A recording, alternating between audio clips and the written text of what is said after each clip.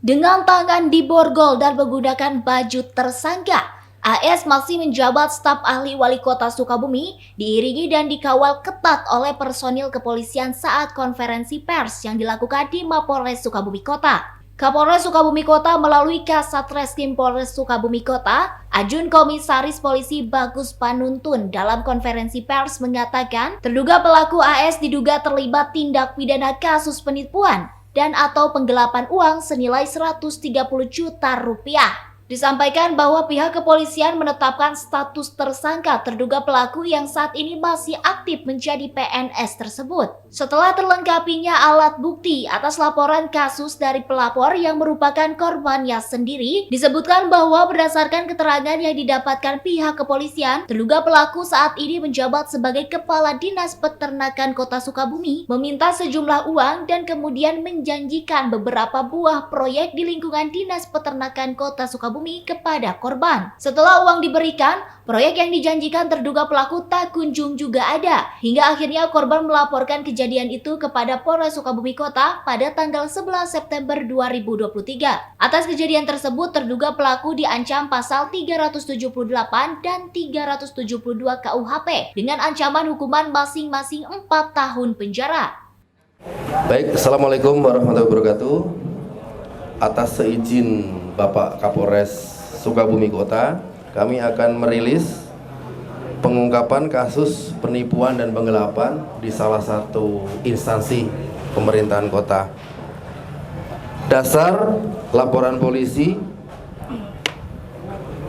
tanggal 11 September 2023, pelapor atas nama Saudara Andri Suhendri, tersangka selaku Kepala Dinas di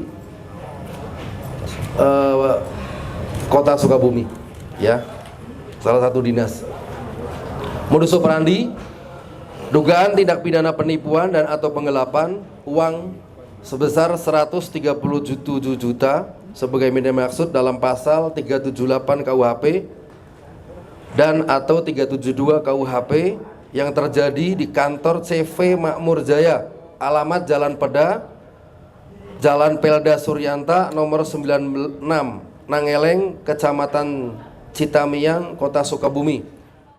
Sementara itu, penjabat Wali Kota Sukabumi Kusmana Hartaji yang mengetahui adanya kejadian tersebut memberikan keterangannya. Dirinya menyebutkan biar proses hukum itu berlangsung terlebih dahulu hingga adanya keputusan hukum tetap atas kasus yang berlangsung. Mengenai kekosongan yang ada pada posisi jabatan staf ahli Wali Kota Sukabumi saat ini, dirinya menyebutkan sementara waktu akan diisi oleh 2 staf ahli Wali Kota Sukabumi yang lainnya.